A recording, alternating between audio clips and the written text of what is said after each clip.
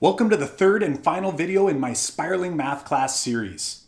I'm Kyle and I'm so happy that you've taken the time out of your busy teaching schedule to learn more about spiraling.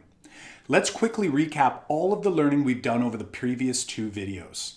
In the first video, we learned what spiraling a math curriculum is, we shared a perspective on how we learn best, and finally, we learned the effect of spiraling on retention. Then, in the second video, we learned 6 steps to start spiraling your math class now. If you happen to miss either of the first two videos, there should be a link right underneath this one where you can go and watch those first and grab the printable cheat sheet guides before moving on. In this video, we'll learn different spiraling starter strategies being used by teachers right now in order to help you determine which method is best for you and your students to help you get started on your spiraling journey. If you've watched either of the previous two videos, you know that spiraling is a pretty complex way to organize your course, but with great implications for student learning. If you're feeling a bit scared, stressed, or anxious, that's okay. I'm certain that with all of the ideas we'll be sharing with you in this video, you'll be able to find a method that will help you get started based on your current comfort level. Although I shared 6 steps to start spiraling in your math class in the previous video, the reality is you might not be feeling ready to take the full plunge by spiraling the lesson content in your course. That's okay. There's so many different ways to begin leveraging the research around spiraling, interleaving, space practice, and mixing. With help from many of the people in the Math Twitter blogosphere, otherwise known as the MIT Boss, as well as a tweet put out by John Orr recently, I've organized some really useful ideas that can be used as very non-threatening first steps to spiraling. Starter strategy number 1, find a buddy. There's nothing more scary than taking on a new idea alone. The best part is you don't have to. Reach out to colleagues in your school who might be open to trying something new and work out a plan together. Maybe you don't agree on everything, but let's face it, you don't have to. At least you'll have a sounding board to share and borrow ideas from. Mary Barassa recognizes how big of a jump spiraling is and suggests seeking mentorship from someone who's tried spiraling in some capacity. Can't find someone in your building or close by to collaborate with? Mr. Hogg urges you to use online resources that are free and accessible anytime, such as reading teacher blogs and connecting with other math educators on Twitter or Facebook. Jessica McConnell takes seeking out math teachers online a step further, recommending you not only connect with math teachers who teach the same grade level, but also consider connecting with teachers who teach younger students and those who teach older students. Then you can make better decisions of where and when to introduce concepts, as well as determining how long you might anticipate spending on those concepts.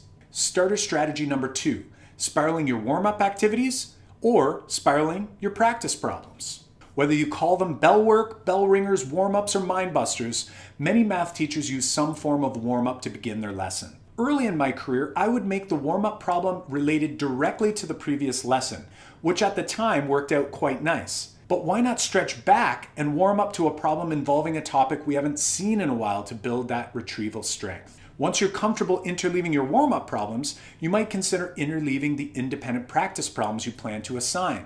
Instead of assigning problems that are all related to the content we focused on today, why not assign some from today and maybe some from the past?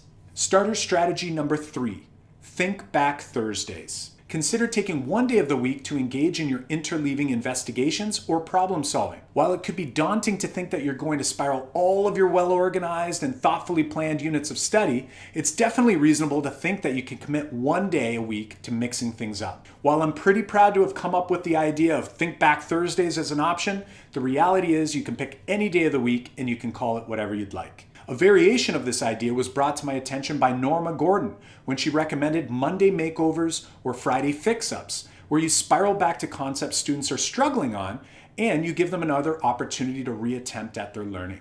Starter strategy number 4, interleave your assessments. When I was teaching in units or blocks, I would typically give assessments throughout the unit and at the end of the unit, except the content would only focus on things we learned that unit. Consider giving assessments at the same point you would during your current units of study, but give an assortment of problems related to the current unit and some from previous units. While I think this is a great way to slowly introduce the idea of spiraling in your math class, I think using this strategy would be most beneficial if introduced by a teacher who is progressive in the area of assessment.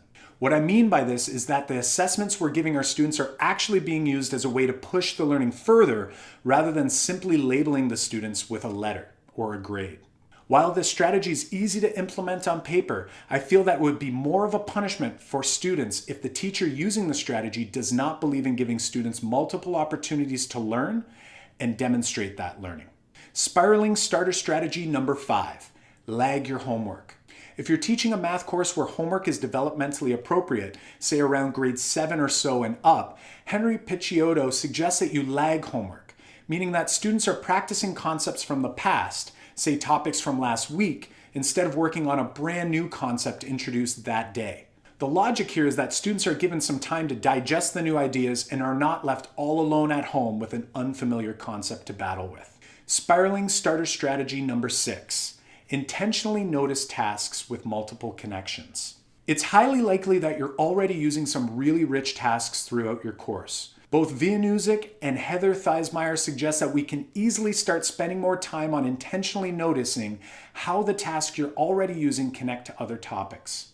By looking at tasks through the lens of different big ideas or strands in your course, you'll have an easier time making multiple topic connections while you're still feeling as though you're organizing your curriculum in blocks. Spiraling strategy number 7, chop your units into spirals. If you've taught your course in the past using blocks or units, why not take that long-range plan and simply chop up the units into smaller bits? For example, you could take your first 3 days of each unit and make them one spiral. Then the next 3 days from each unit for your second spiral, and so on. The benefit here is that you'll still feel like you're organized in units, but your units are just being spread out over a longer period of time. Another benefit is that you don't have to panic at the end of a course or a semester to try to jam in that last unit of study. You've been spiraling all year long, so students are at least learning at a surface level, and you might just not get to that full depth that you were hoping to get to. Spiraling starter strategy number 8, spiral one concept throughout your course. Another great starter strategy was brought to my attention by Sherry Doherty and Deborah Hartman. They suggest starting with a big idea like fractions or decimals, or a single unit like, say, measurement, and sprinkling those lessons, activities, and investigations throughout your regular units as a manageable first step. Ms. Butson also suggests starting with one important concept, but rather than spreading your lessons related to that idea throughout the course, why not focus specifically on how that specific concept connects to other areas of your curriculum and spend time intentionally pulling that concept out as often as possible. Once you get a feel for how to do that with one concept, you can move on and try doing the same with another concept. Eventually, you'll be full-blown spiraling and making multiple topic connections daily. Spiraling starter strategy number 9, spiraling or interleaving activities and investigations. Finally, the last of the spiraling starter strategies was mentioned by Dave Lanavaz. He suggests that you get started by keeping your units and blocks intact, but spiral activities that you might do throughout a unit with a mix of others from other units across your course. So while your long-range plan will look and feel like you're maintaining that same order and structure you've used in the past, the activities being introduced are mixed from different parts of your course. That sounds really doable to me. So there you have it, 9 spiraling starter strategies that you can use to get your feet wet with spiraling. If you made it this far in this 3-part video series, that means that you must be seriously considering implementing spiraling in some capacity. Your students will thank you.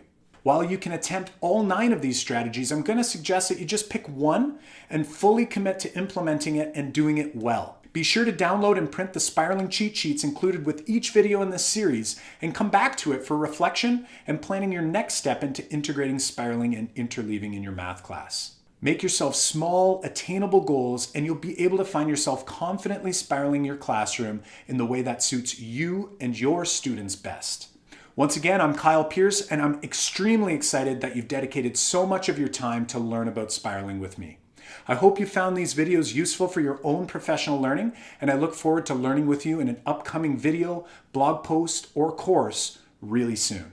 If you know of a friend or a colleague who could benefit from any of the videos in this series, please do share on your favorite social media platform. So what are you waiting for? Let's get spiraling.